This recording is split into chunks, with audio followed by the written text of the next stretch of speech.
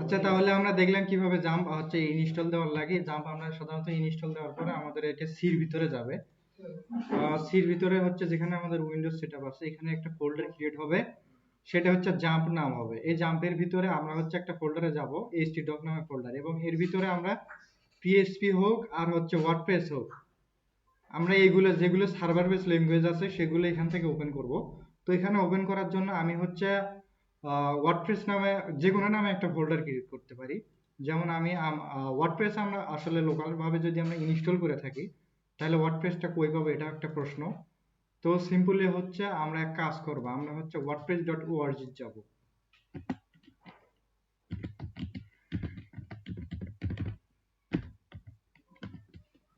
আচ্ছা, wordpress.org এটা একটা সাইট,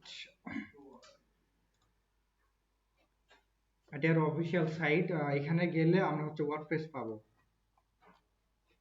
গেট স্টার্টে ক্লিক করব। ক্লিক করার পরে এখানে আমরা ওয়ার্ডপ্রেসের যে লেটেস্ট ভার্সন আছে না, এখান থেকে আমরা ডাউনলোড ওয়ার্ডপ্রেসের লেটেস্ট ভার্সনটা এখান থেকে ক্লিক করলে ডাউনলোড হবে আর কি।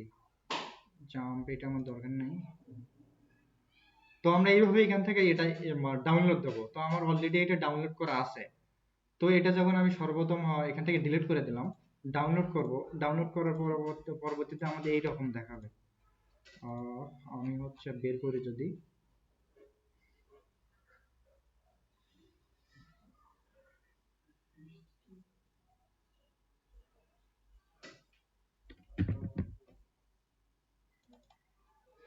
আচ্ছা, এর ভিতরে হচ্ছে ওয়ার্ডপ্রেসের জিপ নামে একটা ফাইল থাকবে আর কি।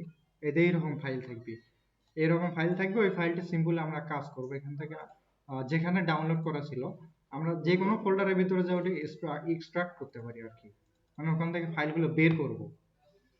যেন না জিপ কিন্তু আমাদের সার্ভারে শো করবে না, সুতরাং আমাদের লোকাল ফাইলগুলো বের করার লাগবে। এখানে সর্বপ্রথম আমি হচ্ছে ফোল্ডার বানাবো, যেহেতু আমরা ওয়ার্ডপ্রেস নামে আমরা একটা সাইটের নাম দেবো। দেন নাম দেবো হচ্ছে আমার ফার্স্ট সাইট। কি নাম দেওয়া যায়, তো ওয়ার্ডপ্রেস আমি এগুলোর নাম দিছি অলরেডি। ড্রিমআইটি নাম দিই একটা, ড্রিমআইটি নামে ফোল্ডার নিয়েছি। এটার ভিতরে আমি যদি এখানে পেস্ট করি, এটা জিপ থাকবে, ওই জিপটা আমাদেরকে এক্সট্রাক্ট করতে হবে। এটা এক্সট্রাক্ট হোক, করার পর পরবর্তীতে এটা আমাদেরকে একটা ফাইল প্রোভাইড করবে, এই যে ওয়ার্ডপ্রেস। আমরা যখন ডাউনলোড করবো আমরা এটা করি, ডিলিট করি এখন, যেহেতু আমাদের এটার কাজ নেই। এটার ফোল্ডারের ভিতরে ঢুকলে আমরা দেখবো যে এখানে ফাইল আছে অনেকগুলো। তো এই ফাইলগুলো আমরা হচ্ছে এখান থেকে কাট করব, এখান থেকে কাট করব করে হচ্ছে এখানে পেস্ট করব, এই জায়গায় পেস্ট করব। পেস্ট করে যে পূর্বের যে ওয়ার্ডপ্রেসটা ছিল না, এটা ডিলিট করে দেব। তাহলে আমাদের ফাইল প্যাথ এখন কি হলো, ফাইল প্যাথ হলো জাম্পের ভিতরে htdoc এর ভিতরে ড্রিমআইটি, এর বেশি আর নয়। তো আমরা এখন হচ্ছে এটা সেটআপ দেব। আমরা যেহেতু ওয়ার্ডপ্রেসটা ইনস্টল করলাম, ইনস্টল করার পরে আমাদের ওয়ার্ডপ্রেস ডাউনলোড করে জাম্পের ভিতরে সেটআপ দেওয়া হলো।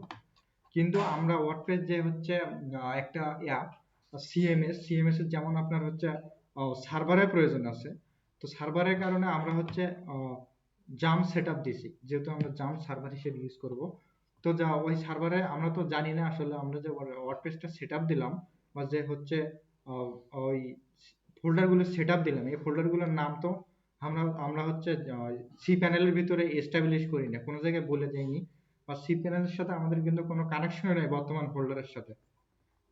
তো এগুলো কানেকশন দেওয়ার জন্য আমরা কাজ করব, এখান থেকে আমরা যদি জাম্প লিখি এখানে, এখানে সার্চ বারে লিখলে চলে আসবে এটা।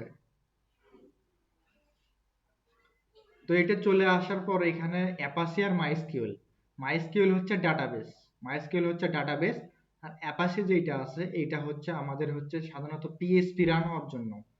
পিএইচপি ল্যাঙ্গুয়েজটা ওয়েবসাইটে খালি শো করবে উইদাউট ডাটাবেস কানেকশন, মানে ডাটাবেসের কানেকশনের সাথে ডাটাবেস কানেকশন আমাদের প্রয়োজন নেই। আমরা শুধু এখানে সিম্পলি কিছু কোড করব, যেমন আমি এখানে সিম্পলি কিছু কোড করব, সেটা হতে পারে পিএইচপি, হতে পারে জেএস, হতে পারে যে কোনো ল্যাঙ্গুয়েজ যেগুলো মাইস্কিউএল এর সাপোর্ট করে, ওই ল্যাঙ্গুয়েজগুলো আমরা সিম্পলি এখানে লিখবো। মানে লেখার পরে আমরা চাচ্ছি এখানে কিছু লিখবো, ওই লেখাটা এখানে যে মানে যেটাই লিখবো ওই লেখাটাই আমাদের ওয়েবসাইটে শো করবে, বা কোনো প্লাগইনের ভিতরে শো করবে। এক্ষেত্রে আমাদের হচ্ছে এইটা ওপেন করার দরকার নেই, মাইস্কিউএল ওপেন করার দরকার নেই, আমরা শুধু অ্যাপাচিটা স্টার্ট করলেই হবে। এখন আমাদের পিএইচপিটা কানেক্ট হলো, পিএইচপি যে ল্যাঙ্গুয়েজটা আছে এই ল্যাঙ্গুয়েজটা আমাদের কানেক্ট অলরেডি হয়েছে। এখন মাইএসকিউএল আমরা স্টার্ট করব এই কারণে আমরা হচ্ছে ডাটাবেস কানেকশন দেব, কেননা আমরা তো হচ্ছে সেখানে কিছু হচ্ছে ডিজাইন করব, ডিজাইন করতে তো কিছু টাইটেল ফাইটেল বা সেখানে নতুন নতুন কিছু করে কিছু অ্যাড করার লাগবে। আর এই অ্যাডগুলো তখনই কাজ করবে যখন ডাটাবেস কানেকশন থাকবে। তো আমরা এক কাজ করব, এখানে হচ্ছে মাইস্কিউএল যে স্টার্ট দেইনি, মাইস্কিউএল এর অ্যাডমিনে যাব। মাইস্কিউএল এর অ্যাডমিনে যদি আমরা যাই,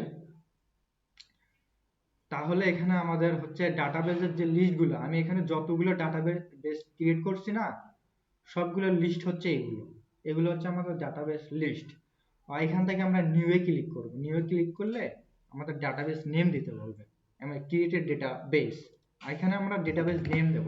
যেমন আমরা ডেটাবেস নেম দেব ড্রিম আইটি, এখানে ডেটাবেস নেম যে কোনো একটা হতে পারে আমার ইচ্ছা মতো, ড্রিম আইটি দিয়ে আমরা ক্রিয়েটে ক্লিক করব। আমাদের ডাটাবেস কিন্তু ক্রিয়েট হয়েছে, ঠিক না? আমাদের ডাটাবেস ক্রিয়েট হয়েছে, কিন্তু ডাটাবেসের ভিতরে আমাদের কিছুই নেই। আমরা ডাটাবেস আরো একটা আমি বলছি, আমরা ডাটাবেস হচ্ছে দুই ভাবে ক্রিয়েট করতে পারি। একটা হচ্ছে এখান থেকে ক্রিয়েট করতে পারি, সরি তিন ভাবে ক্রিয়েট করতে পারি। একটা আমরা কমান্ড ইউজ করে হচ্ছে ক্রিয়েট করতে পারি। যেমন এখানে যদি আমি লিখি ক্রিয়েট ডাটাবেস, এটা এখন আপনাদের দেখার প্রয়োজন নেই। সিম্পলি একটা যদি লিখি হচ্ছে ক্রিয়েট ডেটাবেস এবং পরবর্তীতে আমার ডাটাবেসের নেম দিলে অটোমেটিক এখানে মানে হচ্ছে এই সাইডে ওটা হবে, ক্রিয়েট হবে। তো ওগুলো আমরা হচ্ছে এসকিউএল ইউজ এখনই দেখবো না, কেননা আমরা বিগিনার, আমাদের হচ্ছে ম্যানুয়ালি করব সর্বপ্রথম, তারপরে আমরা হচ্ছে এসকিউএল কমান্ড মারি এগুলো করব।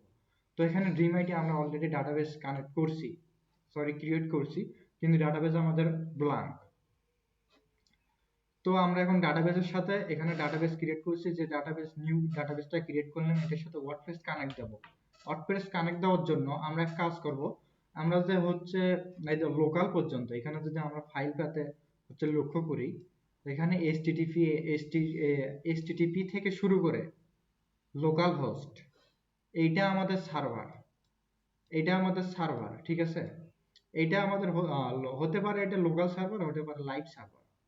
তো এখানে এটা হচ্ছে আমাদের লোকাল সার্ভার, এই লোকাল হোস্টিং তো একটা কি, হোস্টিং একটা স্পেস যেখানে আমাদের ফাইলগুলো থাকবে। এখানে প্রথমেই বলে দেওয়া হচ্ছে যে লোকাল এইটা হবে, এবং লোকালে আমাদের কিছু আমাদের পিসির যত স্পেস আছে, আমাদের পিসির ভিতরে সির ভিতরে যত স্পেস আছে না, সবটাই আমরা ইউজ করতে পারবো। তো এর জন্য সিম্পলি আমরা এখান থেকে এক কাজ করি, এটা কপি করে আমরা এখন আমাদের কি নামে ফোল্ডার করছিলাম htdoc এর ভিতরে, মনে আছে? আমরা কাজ করব htdoc এর ভিতরে যে ড্রিম আইটি নামে যে ফোল্ডার করছিলাম, এখানে ফাইলটা রিনেম করব, এবং এখানে আমি রিনেম করার মানে আমি এখান থেকে কপি করলাম আর কি, কপি করে আমি এখানে পেস্ট করব, এন্ড এন্টার মারার পর এখানে আমাদেরকে ওয়ার্ডপ্রেস সেটআপ দেওয়া পালা এবার। তো ওয়ার্ডপ্রেস এখানে আমরা কি মানে ল্যাঙ্গুয়েজ সিলেক্ট করব, ল্যাঙ্গুয়েজ সিলেক্ট করে আমরা হচ্ছে কন্টিনিউ ক্লিক করব। কন্টিনিউ ক্লিক করে এখানে কি বলেছে, welcome to WordPress, before getting start you need to know following items. WordPress start করার আগে আমাদের এই জিনিসগুলো জানা প্রয়োজন, ঠিক আছে? Database name, database user name, database password, and database host, ঠিক আছে? এন্ড টেবিল প্রিফিক্স এগুলো আমাদের জানা প্রয়োজন। এখানে বলেছে যে আপনি যদি ওয়ার্ডপ্রেস সেটআপ দেন, তাহলে আপনার এই নামগুলো জানা প্রয়োজন। ডাটাবেস নেম, এই এখানে যে 5 পর্যন্ত যে ইয়াগুলো দেওয়া আছে, আইটেমগুলো দেওয়া আছে, সবগুলো জানা প্রয়োজন। তো আমরা অলরেডি হচ্ছে ডাটাবেস নেম কিন্তু জানি, ঠিক আছে? ডাটাবেস নেম কিন্তু আমরা হচ্ছে ডিএমআইটি দিয়ে ক্রিয়েট করছি, নাকি? ডাটাবেস নাম আমরা ডিএমআইটি দিয়ে ক্রিয়েট করছি। এখানে লেটস গো যদি ক্লিক করি আমরা, এখানে ডাটাবেস নেম চাচ্ছে, তাহলে ডাটাবেস নেম আমাদের কি ড্রিম আইটি, এখান থেকে ডাটাবেস নেম নেব। এখানে ড্রিম আইডি এন্ড এখানে বলছে user name password local host আর ডেটাবেস হোস্ট যেহেতু আমরা এটা লোকালি ইউজ করতেছি, সুতরাং এটা আমাদের লোকাল হোস্ট, অলওয়েজ এটা লোকাল হোস্ট রাখতে হবে, এটা কনস্ট্যান্ট, এটা চেঞ্জ করা যাবে না। এন্ড টেবিল প্রিফিক্সটা আমরা চেঞ্জ করতে পারি। টেবিল প্রিফিক্স হচ্ছে, প্রিফিক্স মানে তো আমরা জানি তো, যে কোনো একটা ওয়ার্ডের পূর্বে যেটা বসে এটা হচ্ছে প্রিফিক্স নাকি? তো এখানেও সেই রকম ডাটাবেজের প্রথমে যেটা বসবে এটা হচ্ছে টেবিল প্রিফিক্স। আর আমরা ডাটাবেজ ইউজার নেম আর পাসওয়ার্ড জানি না, ঠিক না? তো এটা করার জন্য আমরা কাজ করব, ডিমাইট এর ভিতরে যাব, ভিতরে গিয়ে এখানে প্রিভিলেজ অপশন আছে, এখানে ক্লিক করব। ক্লিক করার পরে আচ্ছা এখানে আমার অলরেডি আমার এখানে অনেক সমস্যা ক্রিয়েট হয়েছে, কারণ আমি ডাটাবেজের সাথে যখন প্লাগইন বানাচ্ছি অনেক কিছু করছি, সমস্যা করছি। আচ্ছা আমি এক কাজ করব, আমাদের এইগুলোর আমি আরেকটা মাধ্যম দেখে দিচ্ছি। সেটা হচ্ছে আমরা যখন ওয়ার্ডপ্রেস সেটআপ দেব, ইউজার নেম আছে না, ইউজার নেম অলওয়েজ আমরা রুট ইউজ করব, রুট। পাসওয়ার্ড ব্ল্যাঙ্ক, পাসওয়ার্ড আমাদের রাখার দরকার না। এবং টেবিল প্রিফিক্স যদি চেঞ্জ করতে চাই তাহলে চেঞ্জ করব। এখানে আমাদের হচ্ছে ডাটাবেসটা সিলেক্ট করার পরে এখানে প্রিভিলেজে গেলে এখানে যে এরর দেখাচ্ছে না, এটা আমার অন্য এরর আছে, আমি একটা অন্য ডাটাবেসের সাথে অন্য কিছু কাজ করতেছি, তো সেখানে মনে হয় কিছু এরর আছে যে কারণে আমার ডাটাবেসে ঢুকতে দিচ্ছে না। তো আমরা অন্য মাধ্যমে গেলাম আর কি। তো এখান থেকে রুট ইউজার নেম রুট দিলেই হবে। এখানে যদি সাবমিটে ক্লিক করি তাহলে আমাদেরকে বলেছে all right sparky you have made it to this part installation. আমরা এখন ওয়ার্ডপ্রেস ইনস্টল করতে পারি। তো রান আমরা এখানে ক্লিক করব, বাটনটা ক্লিক করব, করার পরে আমাদের সাইট নেম, আমরা আমাদের ওয়ার্ডপ্রেস কিন্তু ডাটাবেস কিন্তু কানেক্টেড, অলরেডি কানেক্টেড হয়েছে। এখন আমরা যে সাইটটা ইনস্টল করেছি ওই সাইটটার নাম কি দেব, সাইট টাইটেল, তারপরে হচ্ছে আপনার ইউজার নেম, পাসওয়ার্ড, ইমেইল। এইটা আমাদের লাগবে না যেহেতু আমরা লোকালে কাজ করতেছি, সুতরাং ওইটার আমাদের প্রয়োজন নেই। তো এটা দিলাম হচ্ছে মাই ফার্স্ট ওয়ার্ডপ্রেস ওয়েবসাইট, আর ইউজার নেম আমি অ্যাডমিন দিলাম। তো আপনারা কিন্তু স্ট্রং রাখতে পারেন, আমি এখানে পাসওয়ার্ড যেটা ইউজ করব আবার হচ্ছে ওইটাই ইউজ করব, মানে পাসওয়ার্ড ইউজার যেটা ইউজ করবো পাসওয়ার্ড ওই একই ইউজ করবো। আমি এখানে ক্লিক করে দেবো যে আমি হচ্ছে উইক পাসওয়ার্ডের সাথে ওয়ার্ডপ্রেসটা এখানে সেট আপ দিচ্ছি। আর ইমেইল যে কোনো একটা দিয়ে দেবেন, লোকালে আপনার নোটিফিকেশন যাবে না, আপনি ইনস্টল ওয়ার্ডপ্রেসে ক্লিক করবেন। ক্লিক করার পরে আমাদের এটা কিন্তু হয়েছে, সাকসেস হয়েছে। এখন আমরা লগ ইনে ক্লিক করব। আর লগ ইনে ক্লিক করলে এখানে আমার হচ্ছে, আমরা ইউজার নেম দিছি কি অ্যাডমিন, আর হচ্ছে পাসওয়ার্ডও দিছি অ্যাডমিন। এখানে ক্লিক করব, লগ ইনে ক্লিক করব।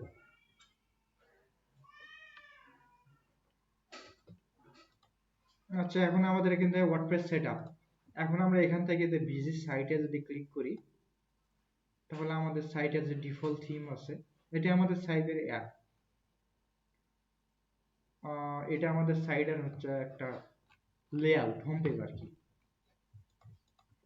তো এখানে কি কি আছে, এখানে ড্যাশবোর্ডে আমরা যদি লক্ষ্য করি এখানে আছে প্রথমে ড্যাশবোর্ড, হোম, আপডেট। আপডেট এইটা কোন আপডেট, এটা হচ্ছে ওয়ার্ডপ্রেসের আপডেট।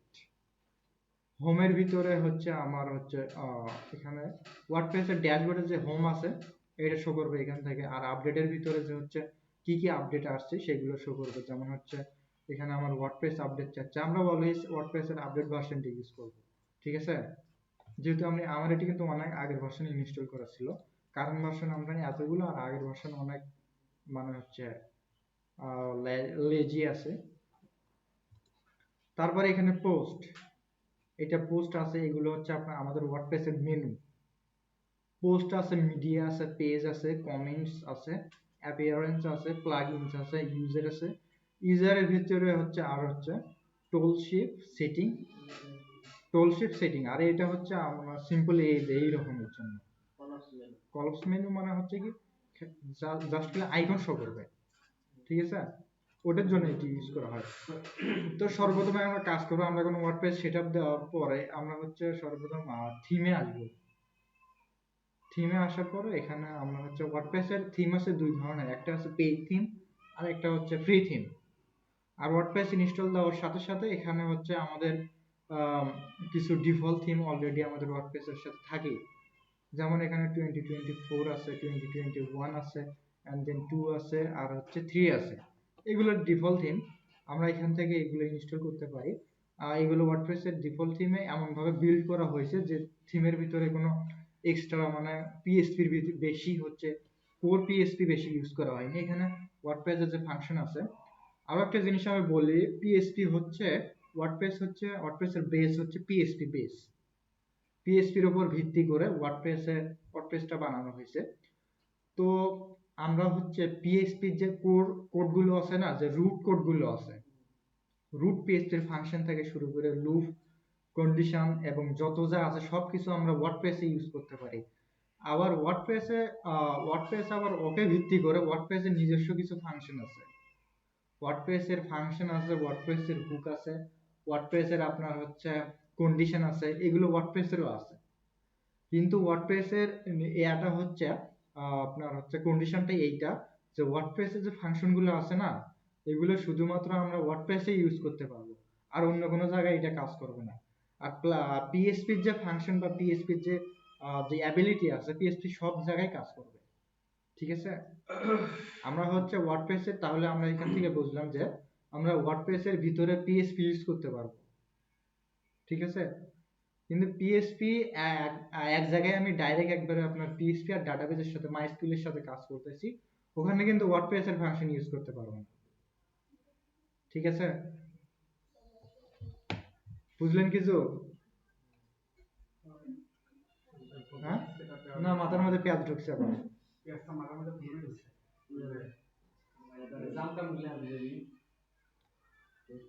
আচ্ছা, ওভারে ভিডিও হয়েছে। আচ্ছা, এখানে আসার পরে আমরা এখান থেকে অ্যাড নিউ থিম আছে, অ্যাড নিউ থিমে ক্লিক করব। ক্লিক করার পরে এখান থেকে আমাদের পপুলার যে থিমগুলো আছে এখানে ওগুলো শো করবে। যেমন হ্যালো এলিমেন্টের আছে, তারপরে আপনার অ্যাস্ট্রা আছে, আরো অনেক কয়টা থিম আছে যেগুলো অনেক পপুলার বা ফেমাস। যেমন আমি হচ্ছে বেশি ইউজ করি অ্যাস্ট্রা ইউজ করি, আবার হ্যালো এলিমেন্টের, এই দুটো বেশি ইউজ করি আমি যে প্রজেক্টগুলো করে থাকি। তো আমরা যদি এক কাজ করি, আমরা যেহেতু এলিমেন্টরের সাথে কাজ করব, তো আমরা হচ্ছে হ্যালো এলিমেন্টর এটা ইনস্টল দেব।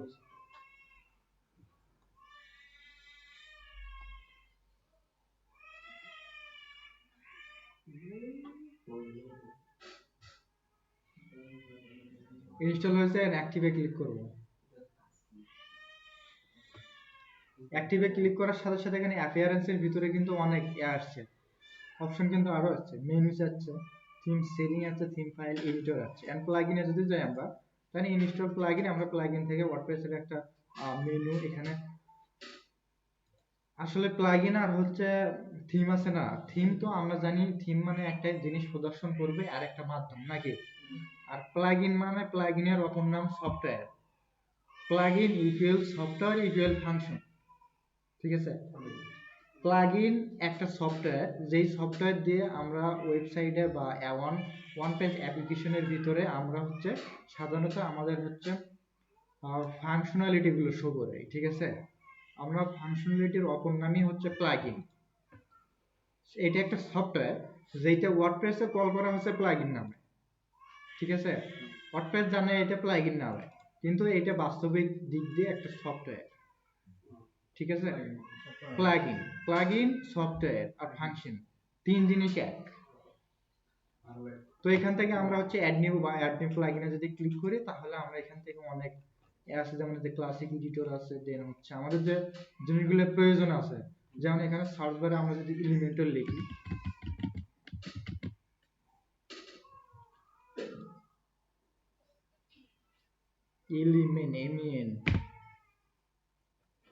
এলিমেন্টর লিখি, তাহলে আমাকে এখানে এলিমেন্টর আসবে। এখানে ইনস্টল না ক্লিক করে এটা ইনস্টল হবে, দেন অ্যাক্টিভ করলে এটা অ্যাক্টিভ হবে।